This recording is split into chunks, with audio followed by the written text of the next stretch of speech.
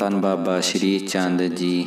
ਪ੍ਰਾਚੀਨ ਸਮੇਂ ਤੋਂ ਹੀ ਇੱਕ ਕਹਾਵਤ ਹੈ, ਕਿੱਥੇ ਰਾਜਾ ਭੋਜ ਕਿੱਥੇ ਗੰਗੂ ਤੇਲੀ। ਇਹ ਕਥਾ ਪੁਰਾਤਨ ਸਮੇਂ ਤੋਂ ਹੀ ਮਸ਼ਹੂਰ ਹੈ। ਭਾਰਤ ਵਿੱਚ ਥਾਂ ਥਾਂ 'ਤੇ ਇਹ ਕਹਾਵਤ ਜਾਣਦੇ ਹਨ ਲੋਕ। ਰਾਜਾ ਭੋਜ ਜੋ ਬਹੁਤ ਨੇਕ ਸੁਭਾਅ ਦਾ ਵਿਅਕਤੀ ਸੀ ਅਤੇ ਬਹੁਤ ਦਾਨੀ ਵਿਅਕਤੀ ਸੀ। ਉਹ ਹਰ ਰੋਜ਼ ਭੇਸ ਬਦਲ ਕੇ ਆਪਣੇ ਨਗਰ ਵਿੱਚ ਜਾਂਦਾ ਅਤੇ ਦੇਖਦਾ ਕਿ ਕਿਸੇ ਨੂੰ ਕੋਈ ਤਕਲੀਫ ਤਾਂ ਨਹੀਂ। ਉਹ ਹਰ ਇੱਕ ਦੀ ਖੁਸ਼ੀ ਵਿੱਚ ਸ਼ਾਮਲ ਹੁੰਦਾ। ਉਹ ਭੇਸ ਬਦਲ ਕੇ ਕਈ ਵਾਰ ਨਗਰ ਵਿੱਚ ਜਾਂਦਾ। ਇੱਕ ਵਾਰ ਜਦੋਂ ਉਹ ਭੇਸ ਬਦਲ ਕੇ ਨਗਰ ਵਿੱਚ ਗਿਆ ਤਾਂ ਉਹ ਇੱਕ ਬ੍ਰਾਹਮਣ ਦੀ ਕੁਟੀਆ ਦੇ ਕੋਲ ਜਾ ਕੇ ਰੁਕਿਆ। ਉਹ ਬੁੱਢਾ ਬ੍ਰਾਹਮਣ ਸੀ ਅਤੇ ਉਸਦੀ ਪਤਨੀ ਵੀ ਬਹੁਤ ਜ਼ਿਆਦਾ ਬੁੱਢੀ ਸੀ। ਉਹ ਆਪਣੀ ਪਤਨੀ ਦੇ ਨਾਲ ਗੱਲ ਕਰ ਰਿਹਾ ਸੀ ਕਿ ਹੇ ਭਗਵਾਨ, ਹੁਣ ਮੈਂ ਬਹੁਤ ਜ਼ਿਆਦਾ ਬੁੱਢਾ ਹੋ ਚੁੱਕਾ ਹਾਂ। ਹੁਣ ਮੈਂ ਆਪਣਾ ਜੀਵਨ ਬਤੀਤ ਕਰਨ ਵਾਸਤੇ ਕਮਾਈ ਨਹੀਂ ਕਰ ਸਕਦਾ। ਮੈਂ ਕੱਲ੍ਹ ਰਾਜਾ ਭੋਜ ਕੋਲ ਜਾਵਾਂਗਾ ਅਤੇ ਉਹਨਾਂ ਕੋਲੋਂ ਸਹਾਇਤਾ ਮੰਗਾਂਗਾ। ਦੂਸਰਾ ਦਿਨ ਹੋਇਆ। ਉਹ ਬ੍ਰਾਹਮਣ ਰਾਜਾ ਭੋਜ ਦੇ ਕੋਲ ਗਿਆ ਅਤੇ ਜਾ ਕੇ ਰਾਜੇ ਭੋਜ ਦੇ ਅੱਗੇ ਬੇਨਤੀ ਕੀਤੀ ਕਿ ਮਹਾਰਾਜ, ਮੈਂ ਹੁਣ ਬਹੁਤ ਜ਼ਿਆਦਾ ਬੁੱਢਾ ਹੋ ਚੁੱਕਾ ਹਾਂ, ਮੇਰੀ ਸਹਾਇਤਾ ਕਰੋ। ਰਾਜਾ ਭੋਜ, ਜੋ ਕਿ ਪਹਿਲਾਂ ਹੀ ਸਭ ਕੁਝ ਸੁਣ ਚੁੱਕਾ ਸੀ, ਉਸ ਨੇ ਸੋਨੇ ਦੀਆਂ ਮੋਹਰਾਂ ਦੀ ਭਰੀ ਇੱਕ ਥੈਲੀ ਉਸਨੂੰ ਦੇ ਦਿੱਤੀ ਅਤੇ ਕਿਹਾ ਕਿ ਜਾ ਕੇ ਜੀਵਨ ਸਹੀ ਤਰ੍ਹਾਂ ਬਤੀਤ ਕਰ ਸਕਦੇ ਹੋ ਤੁਸੀਂ ਹੁਣ। ਉਹ ਵਿਅਕਤੀ ਹੁਣ ਆਪਣੇ ਘਰ ਖੁਸ਼ੀ ਚਲਾ ਗਿਆ ਅਤੇ ਘਰਵਾਲੀ ਨੂੰ ਜਾ ਕੇ ਉਹ ਸੋਨਿਆਂ ਦੀ ਭਰੀ ਗੁਥਲੀ ਦੇ ਦਿੰਦਾ ਹੈ ਅਤੇ ਦੋਨੇ ਜੀ ਸੌਂ ਜਾਂਦੇ ਹਨ। ਜਦੋਂ ਦੂਸਰਾ ਦਿਨ ਹੋਇਆ ਤਾਂ ਉਹ ਕੀ ਦੇਖਦੇ ਹਨ, ਉਹਨਾਂ ਦੀ ਅਲਮਾਰੀ ਵਿੱਚ ਉਹ ਸੋਨੇ ਦੀਆਂ ਮੋਹਰਾਂ ਵਾਲੀ ਥੈਲੀ ਨਹੀਂ ਹੈ। ਉਹ ਬਹੁਤ ਹੈਰਾਨ ਹੋਏ। ਦੂਸਰੇ ਦਿਨ ਫਿਰ ਉਹ ਰਾਜੇ ਕੋਲ ਗਿਆ ਅਤੇ ਉਸਨੇ ਸਾਰੀ ਕਹਾਣੀ ਦੱਸੀ ਕਿ ਕੋਈ ਘਰ ਨਹੀਂ ਆਇਆ ਤਾਂ ਵੀ ਮੈਨੂੰ ਮੇਰੀ ਸੋਨੇ ਦੀਆਂ ਮੋਹਰਾਂ ਵਾਲੀ ਥੈਲੀ ਨਹੀਂ ਮਿਲ ਰਹੀ।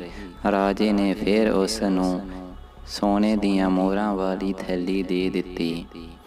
ਦੂਸਰੇ ਦਿਨ ਫਿਰ ਉਸ ਨੇ ਉਸੇ ਤਰ੍ਹਾਂ ਥੈਲੀ ਲੋਕਰ ਵਿੱਚ ਰੱਖ ਦਿੱਤੀ। ਪਰ ਜਦੋਂ ਦੂਸਰਾ ਦਿਨ ਚੜ੍ਹਿਆ ਫਿਰ ਉਹ ਥੈਲੀ ਗਾਇਬ ਸੀ। ਉਸ ਬ੍ਰਾਹਮਣ ਦੇ ਸੁਪਨੇ ਵਿੱਚ ਇੱਕ ਵਿਅਕਤੀ ਆਇਆ ਸੀ ਜੋ ਰਾਜਾ ਭੋਜ ਦੀ ਤਰ੍ਹਾਂ ਦਿਖਾਈ ਦਿੰਦਾ ਸੀ। ਉਹ ਉਸ ਦੀ ਥੈਲੀ ਮੰਗ ਕੇ ਲੈ ਗਿਆ।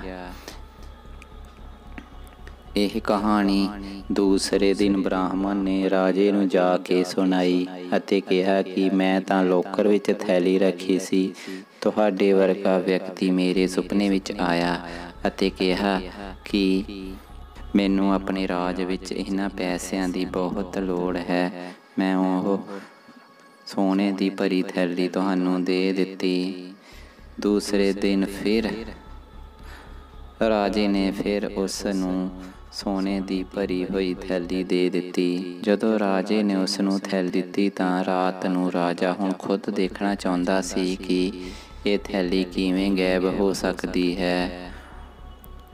ਬ੍ਰਾਹਮਣ ਨੇ ਜਾ ਕੇ ਫਿਰ ਲੋਕਰ ਵਿੱਚ ਥੈਲੀ ਰੱਖ ਦਿੱਤੀ। ਰਾਜਾ ਭੋਜ ਵੀ ਭੇਸ ਬਦਲ ਕੇ ਜਾ ਕੇ ਕੁਟੀਆ ਦੇ ਨੇੜੇ ਖੜਾ ਹੋ ਗਿਆ।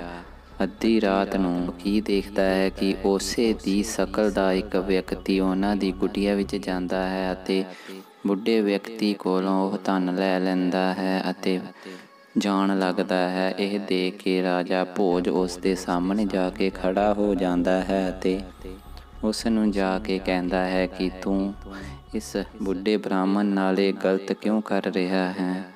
ਉਹ ਵਿਅਕਤੀ ਜੋ ਰਾਜਾ ਭੋਜ ਦੀ ਤਰ੍ਹਾਂ ਦਿਖਾਈ ਦਿੰਦਾ ਸੀ, ਉਸਨੇ ਕਿਹਾ, ਇਸ ਬੁੱਢੇ ਵਿਅਕਤੀ ਦੇ ਕਰਮਾਂ ਵਿੱਚ ਧਨ ਨਹੀਂ ਹੈ, ਇਸ ਨੂੰ ਤੂੰ ਧਨ ਨਹੀਂ ਦੇ ਸਕਦਾ।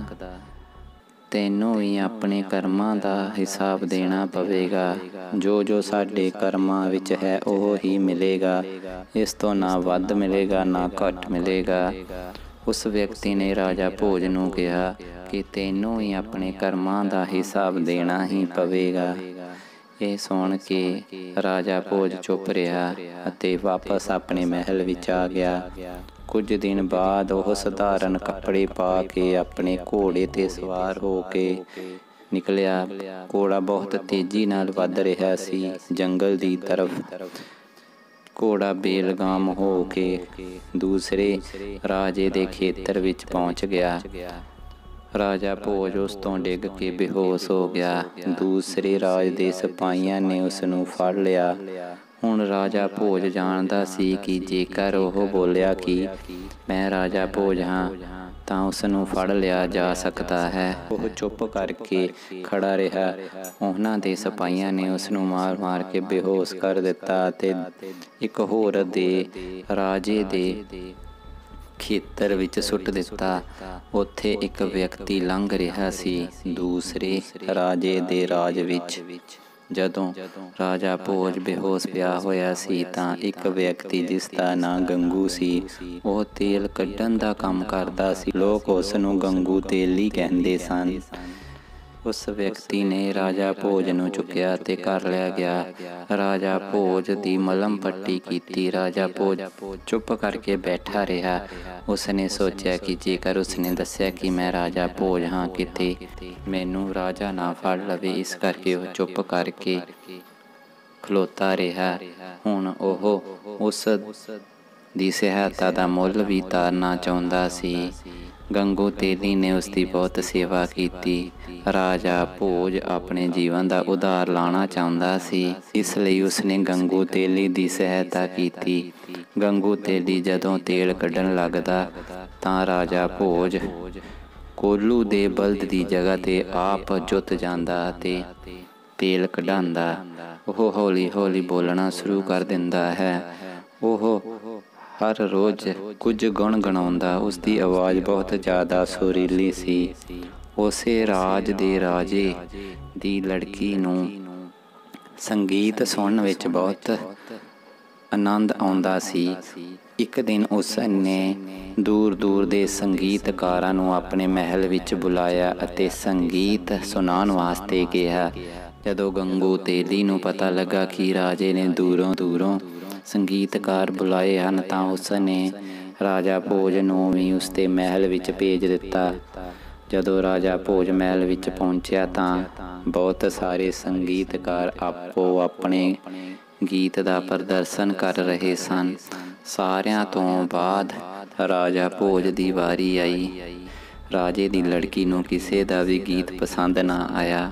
ਜਦੋਂ ਰਾਜੇ ਭੋਜ ਨੇ ਆਪਣਾ ਪ੍ਰਦਰਸ਼ਨ ਕੀਤਾ ਤਾਂ ਰਾਜੇ ਦੀ ਲੜਕੀ ਬਹੁਤ ਜ਼ਿਆਦਾ ਖੁਸ਼ ਹੋਈ ਅਤੇ ਉਸਨੇ ਕਿਹਾ ਕਿ ਮੈਂ ਇਸੇ ਨਾਲ ਵਿਆਹ ਕਰਵਾਉਣਾ ਚਾਹੁੰਦੀ ਹਾਂ ਪਿਤਾ ਜੀ ਜੋ ਬਹੁਤ ਸਿਆਣੇ ਵਿਅਕਤੀ ਸਨ, ਉਸ ਨੇ ਆਪਣੇ ਦਰਬਾਰੀਆਂ ਕੋਲੋਂ ਕਿਹਾ ਕਿ ਤੁਸੀਂ ਦੱਸੋ ਕਿ ਸਭ ਤੋਂ ਮਹਾਨ ਵਿਅਕਤੀ ਇਸ ਧਰਤੀ 'ਤੇ ਕੌਣ ਹੈ।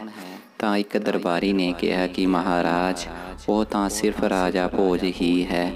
ਦੂਸਰੇ ਦਰਬਾਰੀ ਨੂੰ ਰਾਜੇ ਨੇ ਪੁੱਛਿਆ ਕਿ ਤੁਸੀਂ ਦੱਸੋ ਕਿ ਸਭ ਤੋਂ ਤਾਕਤਵਰ ਰਾਜਾ ਕਿਹੜਾ ਹੈ ਇਸ ਧਰਤੀ 'ਤੇ। ਤਾਂ ਦੂਸਰੇ ਨੇ ਕਿਹਾ ਕਿ ਰਾਜਾ ਭੋਜ ਹੀ ਹੈ। ਸਾਰਿਆਂ ਦਰਬਾਰੀਆਂ ਨੇ ਰਾਜਾ ਭੋਜ ਦੀ ਬਹੁਤ ਜ਼ਿਆਦਾ ਤਾਰੀਫ ਕੀਤੀ। ਉਸ ਰਾਜੇ ਨੂੰ ਅਤੇ ਦਰਬਾਰੀਆਂ ਨੂੰ ਇਹ ਨਹੀਂ ਪਤਾ ਸੀ ਕਿ ਇਹ ਸੇਵਕ ਜੋ ਗੰਗੂ ਤੇਲੀ ਦਾ ਸੇਵਕ ਹੈ, ਇਹ ਹੀ ਰਾਜਾ ਭੋਜ ਹੈ। ਫਿਰ ਰਾਜੇ ਨੇ ਉਸ ਸੇਵਕ ਨੂੰ ਕਿਹਾ ਜੋ ਕਿ ਰਾਜਾ ਭੋਜ ਸੀ। ਉਸ ਨੇ ਕਿਹਾ ਕਿ ਮੈਂ ਤੁਹਾਡੇ ਨਾਲ ਆਪਣੀ ਲੜਕੀ ਦਾ ਵਿਆਹ ਨਹੀਂ ਕਰ ਸਕਦਾ, ਕਿਉਂਕਿ ਤੁਸੀਂ ਦਰਬਾਰੀਆਂ ਦੇ ਕੋਲੋਂ ਸੁਣ ਹੀ ਲਿਆ ਹੈ। ਇਸ ਲੜਕੀ ਦੇ ਬਰਾਬਰ ਵਾਸਤੇ ਸਿਰਫ ਰਾਜਾ ਭੋਜ ਹੀ ਹੈ ਜੋ ਇਸ ਦੇ ਯੋਗ ਹੈ। ਇਹ ਸੁਣ ਕੇ ਉਹ ਸੇਵਕ ਬੋਲਿਆ ਜੋ ਕਿ ਰਾਜਾ ਭੋਜ ਸੀ। ਉਹ ਬੋਲਿਆ ਕਿ ਮਹਾਨਤਾ ਅਤੇ ਰਾਜਾ ਭੋਜ ਤੋਂ ਉੱਪਰ ਵੀ ਹੋਰ ਕੁਝ ਹੋ ਸਕਦਾ ਹੈ। ਇਹ ਸੁਣ ਕੇ ਰਾਜੇ ਨੂੰ ਗੁੱਸਾ ਆਇਆ ਅਤੇ ਉਸ ਨੇ ਕਿਹਾ ਕਿ ਇਸ ਤਰ੍ਹਾਂ ਨਹੀਂ ਹੋ ਸਕਦਾ। ਸੇਵਕ ਨੇ ਕਿਹਾ ਕਿ ਰਾਜਾ ਭੋਜ ਤਾਂ ਆਪ ਦਰ ਦਰ ਦੀਆਂ ਠੋਕਰਾਂ ਖਾ ਰਿਹਾ ਹੈ, ਉਹ ਤਾਂ ਆਪ ਸੇਵਕ ਬਣ ਕੇ ਫਿਰ ਰਿਹਾ ਹੈ। ਇਹ ਸੁਣ ਕੇ ਰਾਜਾ ਬਹੁਤ ਹੈਰਾਨ ਹੋਇਆ। ਰਾਜੇ ਦੇ ਦਰਬਾਰੀ ਨੇ ਰਾਜੇ ਦੇ ਕੰਨ ਵਿੱਚ ਕਿਹਾ ਕਿ ਹਾਂ ਮਹਾਰਾਜ, ਸੱਚਮੁੱਚ ਰਾਜਾ ਭੋਜ ਆਪਣੇ ਨਗਰ ਵਿੱਚ ਨਹੀਂ ਹਨ। ਇਹ ਸੁਣ ਕੇ ਰਾਜਾ ਬਹੁਤ ਹੈਰਾਨ ਹੋਇਆ। ਹੁਣ ਰਾਜੇ ਨੂੰ ਸਮਝ ਆ ਗਈ ਕਿ ਇਹ ਹੀ ਰਾਜਾ ਭੋਜ ਹੈ। ਰਾਜੇ ਭੋਜ ਦੇ ਬਾਰੇ ਸਾਰਿਆਂ ਨੂੰ ਪਤਾ ਲੱਗ ਗਿਆ ਅਤੇ ਉਸ ਨੇ ਇਹ ਵੀ ਦੱਸਿਆ ਕਿ ਕਰਮਾਂ ਦਾ ਫਲ ਤਾਂ ਭੁਗਤਣਾ ਹੀ ਪੈਂਦਾ ਹੈ। ਹੋਣੀ ਤਾਂ ਹੋ ਕੇ ਹੀ ਰਹਿੰਦੀ ਹੈ, ਅਣਹੋਣੀ ਕੁਝ ਨਹੀਂ ਹੁੰਦੀ। ਇਸੇ ਤਰ੍ਹਾਂ ਜੋ ਕਰਮਾਂ ਵਿੱਚ ਹੈ ਉਹ ਹੀ ਮਿਲੇਗਾ, ਜੋ ਕਰਮਾਂ ਵਿੱਚ ਹੈ ਉਹ ਜ਼ਰੂਰ ਮਿਲੇਗਾ। ਧੰਨ ਬਾਬਾ ਸ੍ਰੀ ਚੰਦ ਜੀ।